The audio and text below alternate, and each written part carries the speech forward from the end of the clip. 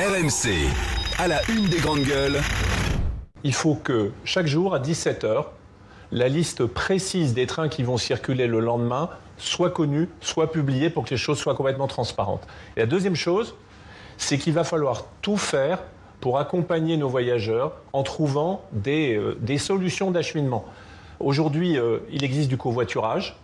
Il faut qu'on aide le covoiturage à se développer. Il faut que nos clients puissent utiliser le covoiturage. Il va falloir aussi qu'on mobilise des bus, des cars, des VTC. En tout cas, ce que je peux vous garantir, c'est qu'on sera complètement mobilisés.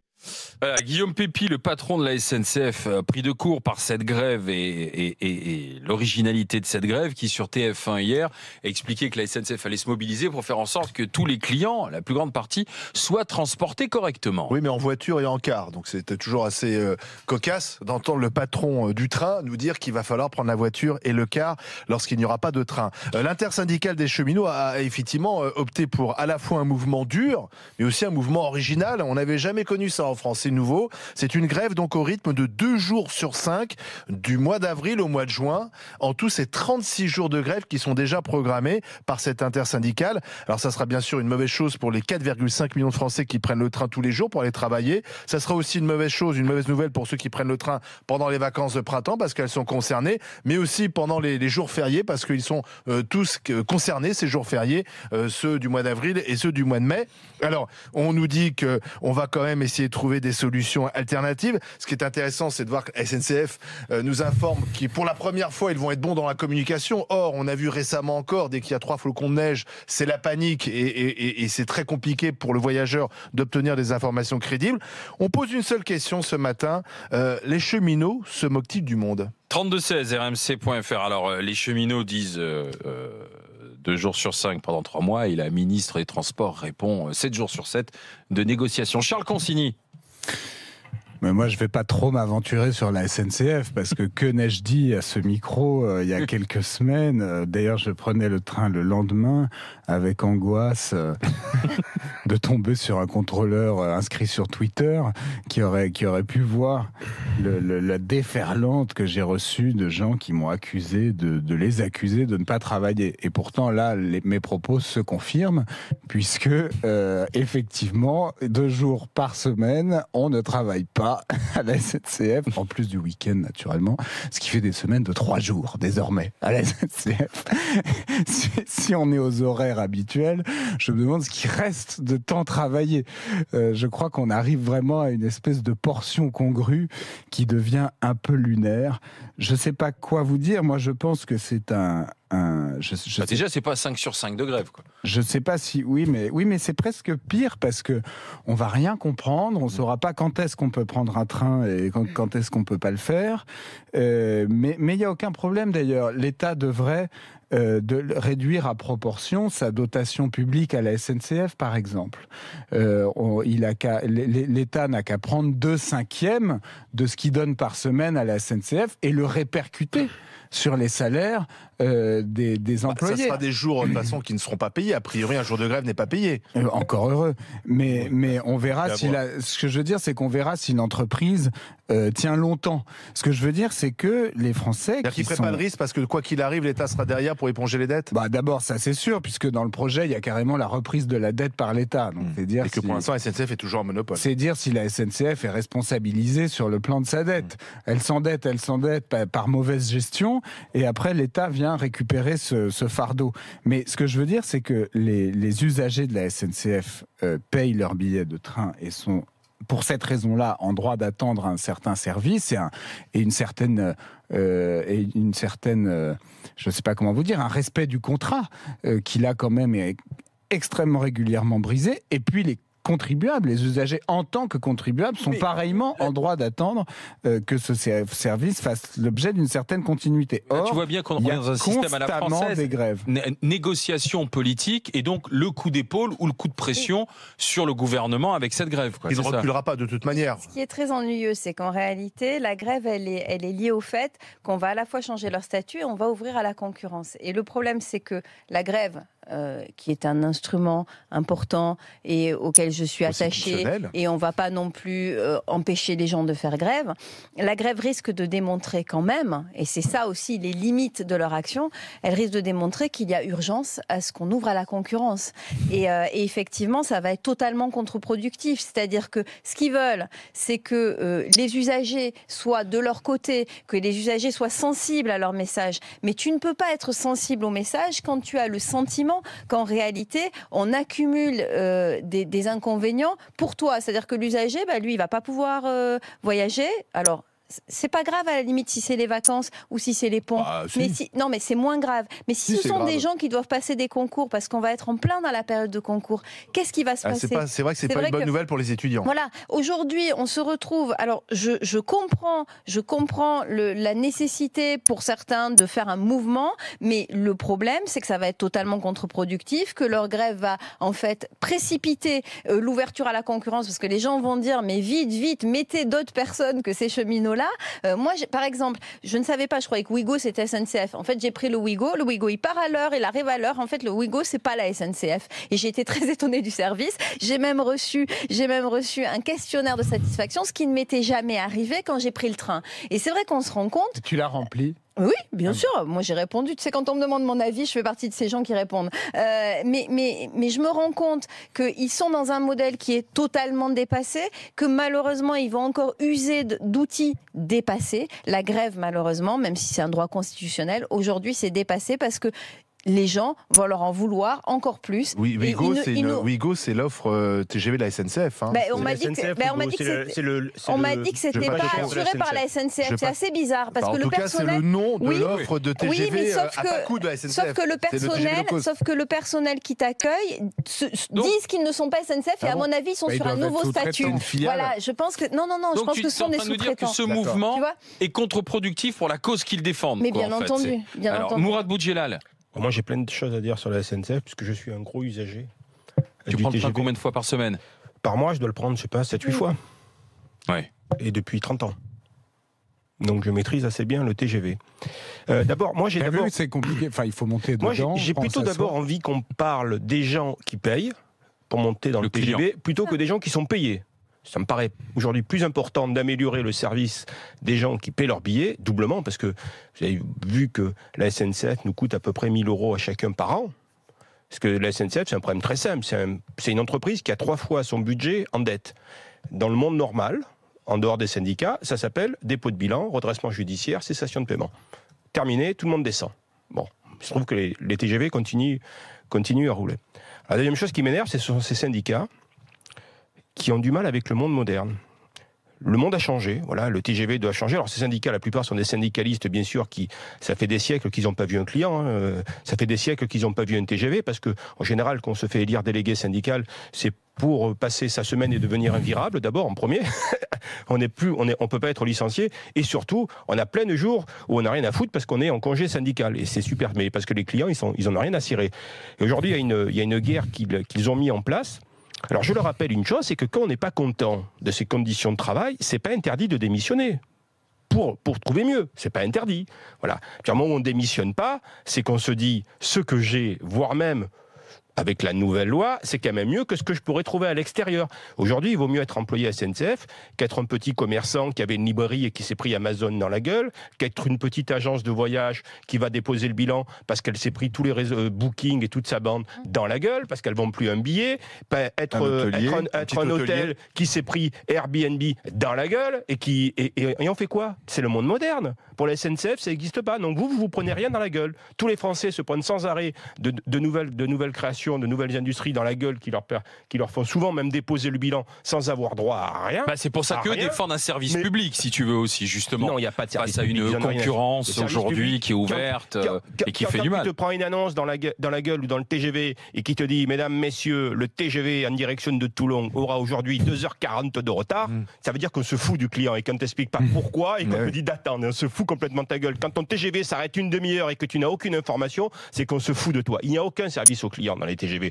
Quand les contrôleurs d'un TGV, lorsque les gens sont assis dans les escaliers parce qu'il est bondé et qu'ils ont mis sur le carré 4 places un papier réservé contrôleur et qu'ils estiment qu'ils doivent passer s'asseoir avant des clients qui ont payé leur billet, c'est qu'il n'y a aucun service et aucun respect du client.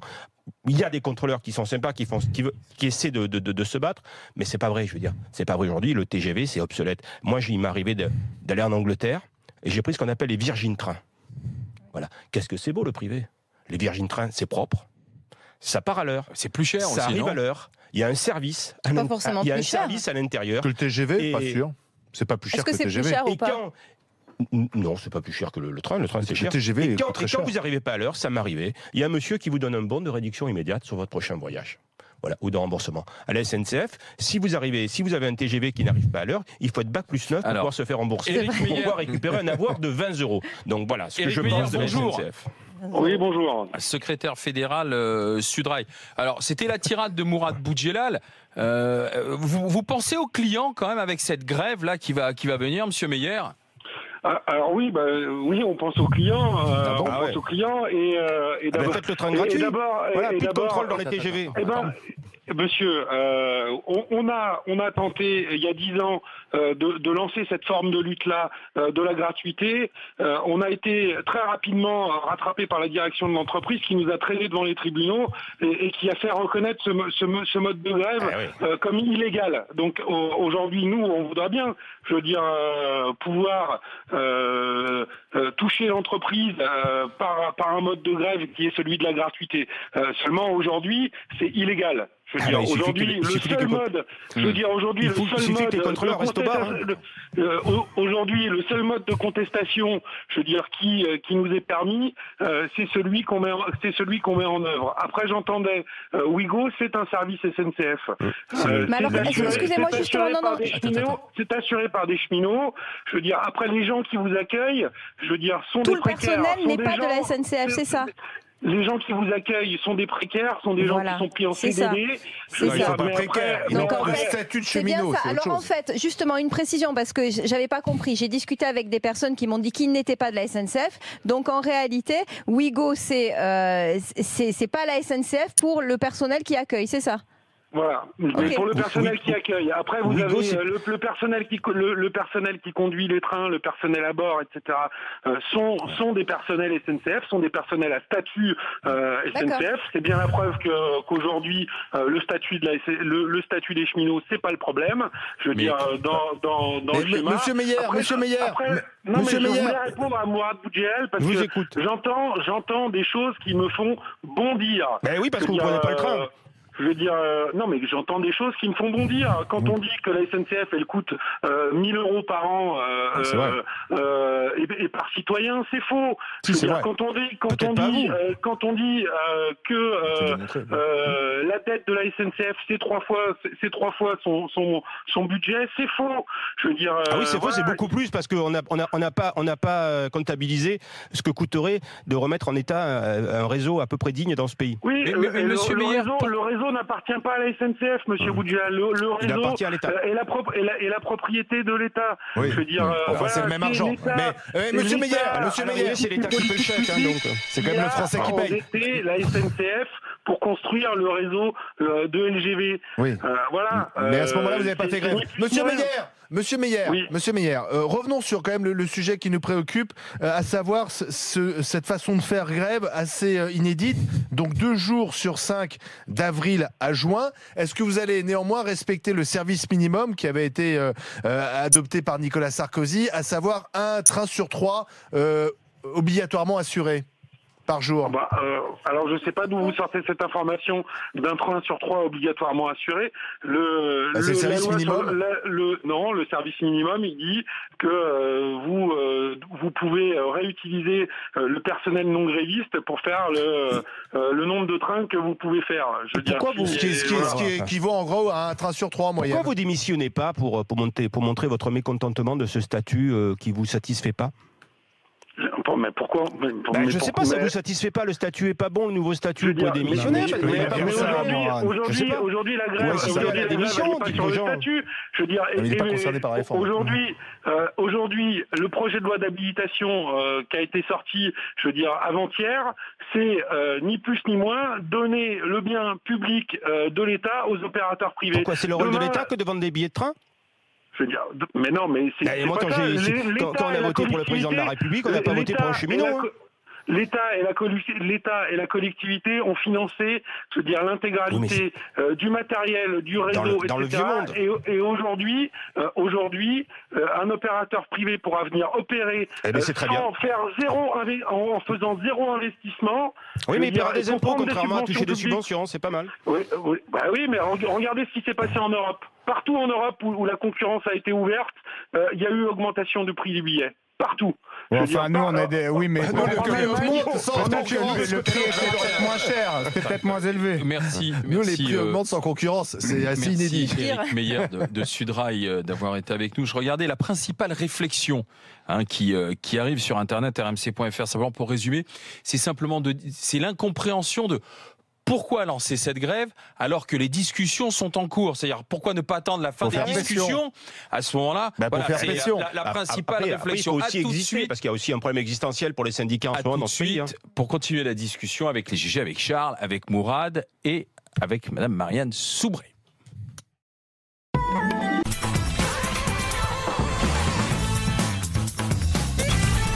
Les GG, les grandes gueules sur RMC sur numéro 23 avec Mourad Boudjelal, Charles Consigny et Marianne Soubré. On parle de cette grève à la SNCF. Alors elle est inédite dans ses modalités puisqu'on sera 2 jours sur 5 pendant 3 mois. C'est le coup de pression sur le gouvernement pendant les négociations, parce qu'il y a 2 mois de négociations. C'est une bataille en fait auprès de l'opinion publique qui se joue. On a d'un côté effectivement des cheminots qui disent, voyez, si il y a des perturbations, c'est la faute du gouvernement. On annonce la couleur, au gouvernement maintenant de négocier, d'aller sur notre terrain. On a encore quelques jours, puisque je rappelle que cette grève inédite de 36 jours, à savoir 2 jours sur 5, commence début avril. Donc là, on a encore 15 jours. Donc voilà, les cheminots disent, si c'est le bordel, ça sera pas de notre faute parce qu'on a annoncé la couleur. Et puis de l'autre côté, le gouvernement dit, attendez, c'est Macron l'avait annoncé dans sa campagne, contrairement aux 80 km/h qui est sorti d'une pochette surprise, la réforme de la SNCF avait été annoncée par Macron. On va en plus aller assez vite avant l'été parce qu'on ne veut pas perturber les Français pendant les vacances d'été en plus. Donc il y aura les ordonnances. Et donc il y a une bataille qui se joue auprès de l'opinion publique. Et je ne sais pas ce que vous en pensez, mais mes chers grandes gueules, qui va gagner cette bataille? Parce que finalement, les cheminots, on les aime bien encore. Enfin, dans chaque famille de Français, il y a un cheminot ou il y a eu un cheminot. On se dit, c'est pas forcément le conducteur ou le contrôleur qui est responsable des déboires de la SNCF, et c'est plus peut-être Guillaume Pépi qui devrait être sur le banc des accusés que le contrôleur qu'on croise quand on prend un train. Alors qui va gagner cette bataille? Le cheminot ou le gouvernement? Moi, je pense que c'est le gouvernement parce que cette mesure est nécessaire. Ensuite, les cheminots, leur statut n'est pas touché, comme tu l'as dit. Et par contre, il est touché pour les nouveaux entrants, pas pour ceux qui sont dans la rue. Leur salaire qui va être touché par la grève normalement, à moins qu'il y ait un arrangement. Donc je pense que ça sera très difficile de les mobiliser sur du long terme, sachant qu'ils ne vont rien perdre, mais ils ne vont perdre que leur salaire. Par contre, ils se battent pour que d'autres ne... Alors, est-ce que le cheminot est altruiste? On le verra. Et en ce qui concerne la loi sur les 80 km/h, ce n'est pas incompatible avec les TGV, parce qu'il leur arrive aussi de rouler à 80 km/h. Charles? Moi, je pense quand même qu'ils ne peuvent pas faire l'économie d'une réforme. On parlait hors antenne et tout le monde disait qu'il aimait prendre le train. On aime tous prendre le train. On aime cette compagnie, la SNCF. On y est attaché affectivement. Pour nous, elle est synonyme de vacances, elle est synonyme de bonheur. Ou de retard. Elle est synonyme... Bah oui, quand même. Elle évoque la douceur française. Elle évoque ce qu'on ne trouve pas forcément à l'étranger. Et donc, on y est attaché. Mais parce qu'on y est attaché, il faut la réformer. Sinon, qu'est-ce qui va se passer? D'abord, le service va continuer à se dégrader. Pour moi, l'augmentation du prix des billets de train, c'est une forme de dégradation du service. Ça fait partie d'un service dégradé. Et ensuite, elle sera remplacée par des concurrents. Et puis, on pourra dire adieu à la SNCF. Donc, je pense qu'une démarche plus constructive pourrait être attendue. Je rappelle que jusqu'en 2016, et là, les réformes ne seront effectives qu'à l'horizon 2024, on partait à la retraite à 55 ans quand on était un un sédentaire de la SNCF, c'est-à-dire quelqu'un qui prend pas le train, qui travaille ailleurs que dans le train, qui ne roule pas. Et à 50 ans, quand on est conducteur. Donc, franchement... Ça a changé, ça, depuis. C'est 52 ans pour les conducteurs et 57 ans pour... Mais c'est quand même moins que la majorité des Français. Ça a un peu changé, mais par exemple, 52 ans... C'est un régime spécial. Aujourd'hui, un conducteur, il programme son train, il dit juste pour rectifier, c'est là. Possibilité de partir ces âges-là, mais ça ne veut pas dire que tu pars à ces âges-là. Qu'est-ce qu'il a dit, moi? Il a dit une connerie. Oui, il a dit un conducteur. Répète-le, tiens. Non, j'ai dit aujourd'hui un conducteur avec les nouveaux TGV, il programme son voyage et il lit l'équipe pendant le voyage, quoi. Voilà. Bah, c'est De temps en temps, il regarde si ça va bien. Il y a plein de métros sans conducteur. Maintenant, il y aura sans doute des trains sans conducteur. Et puis il y a tous les autres. Oui, mais le gouvernement, qu'est-ce qu'il va faire? Est-ce que le gouvernement il va lâcher parce qu'ils se disent dans l'intérêt des Français? La réforme est déjà très mesurée. Il faut qu'on fasse attention au Pamarien de Soubray, et puis on écoute Jean qui est agent SNCF du côté du Puy-de-Dôme. Le gouvernement, il est très content de cette grève, il va dire on réforme. Oui, il y aura, à mon sens, d'autres mouvements de grève qui vont arriver. On parle déjà d'Air France, mais il y aura aussi certainement d'autres professions, et peut-être la mienne, qui vont entrer, c'est pas encore décidé, mais on va certainement entrer dans des mouvements très durs de différentes professions. Pourquoi? Parce qu'il y a quand même aussi une méthode du gouvernement, on le sait, ils font semblant un petit peu quand même de discuter, et en fait...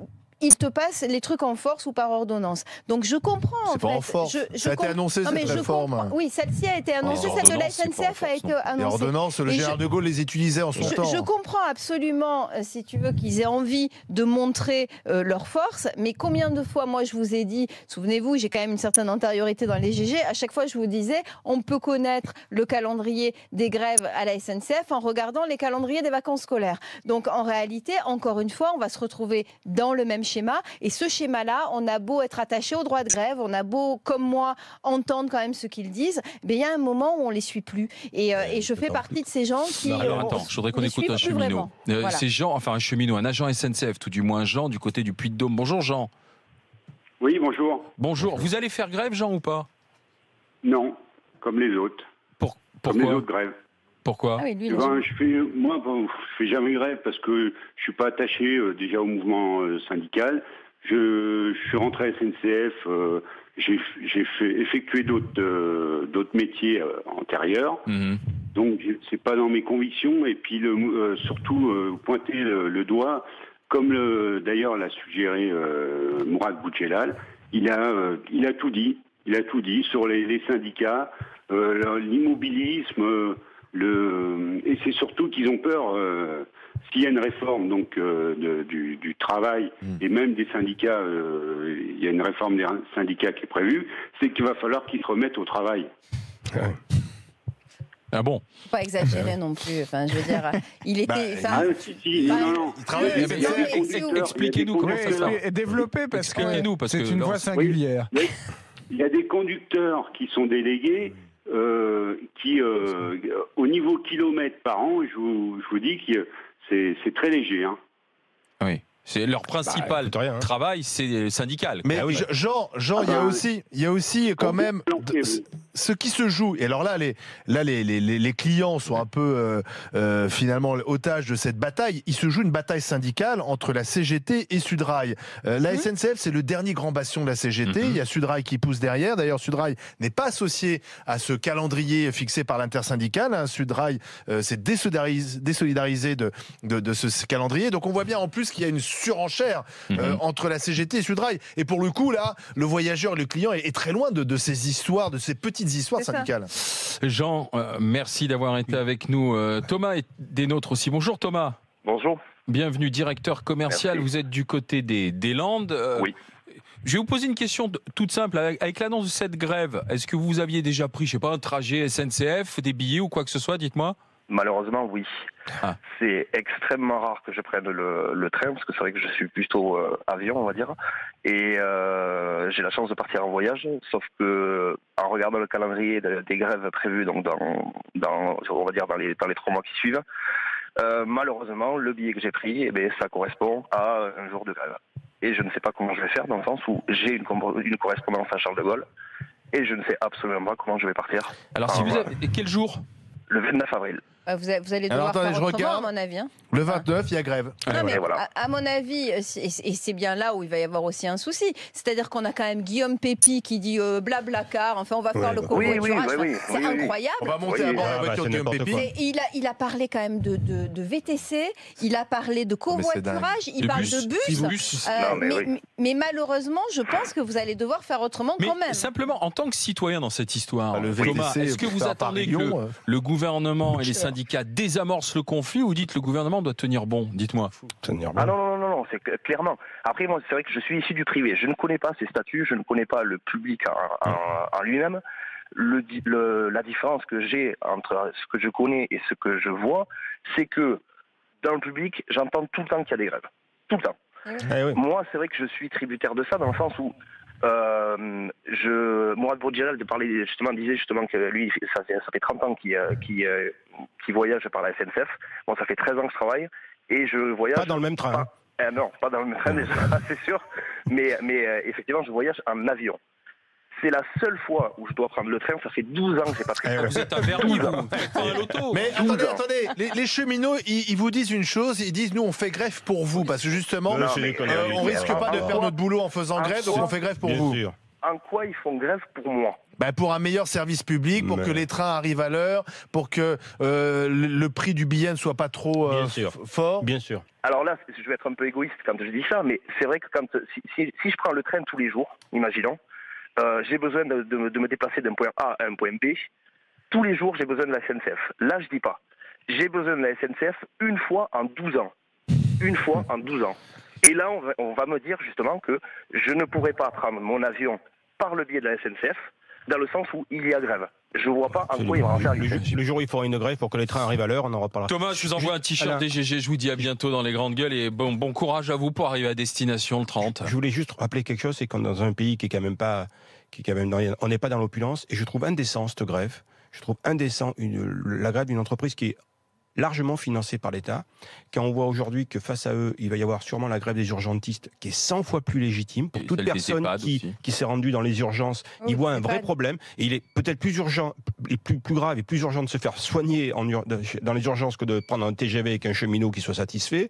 Et quand on voit les problématiques de la police aujourd'hui et les moyens quand on dispose, le peu de moyens, ça me semble plus urgent. Et comme je le dis souvent, s'il reste 3 francs 6 sous dans les caisses de l'État, je ne suis pas certain que les cheminots aujourd'hui soient prioritaires. Je pense qu'il y a d'autres urgences avant eux. Et donc, par moment, il faut se faire discret quand on voit des problématiques qu'il y a dans d'autres domaines. Si je peux, en un mot, il y a quand même un problème, je trouve, avec ce gouvernement. C'est que, je l'ai déjà dit ici, il ne montre pas l'exemple en s'attaquant aux avantages des nantis de l'État. Et des nantis de cour, d'ailleurs, et des... Non, mais pas seulement les fonctionnaires, enfin les hauts fonctionnaires en tout cas. C'est des nantis, voilà, de l'État. et un certain nombre de personnes qui ont des rémunérations très élevées, des statuts extrêmement protecteurs, qui se protègent les uns les autres dans un esprit de corps, etc. C'est régulièrement dénoncé par différents livres. Et je trouve que Emmanuel Macron, Édouard Philippe devraient, pour faire accepter des réformes qu'ils estiment courageuses et utiles, commencer par montrer l'exemple en tapant aussi sur eux-mêmes en quelque sorte. Ouais, c'est plus difficile de se réformer soi-même. Alors c'est plus dur de se réformer soi-même. Je suis sûr qu'ils auraient beaucoup plus de facilité à faire admettre leurs réformes s'ils le faisaient. Les cheminots se moquent-ils du monde? C'est sans appel. Oui, 72% sur rmc.fr, oui, 69% sur Twitter. Dans un instant, justement, vous vous souvenez qu'hier il y avait une grève des retraités, une manifestation, pardon, des retraités, pas une grève. Et on va s'intéresser du monde. On va s'intéresser à notre épargne. Pourquoi est-ce que les Français épargnent beaucoup mais mal? On va en parler avec Guillaume Sommerer. Placement, musclez votre épargne dès le premier euro. Les GG veulent savoir pourquoi les Français placent mal leur pognon.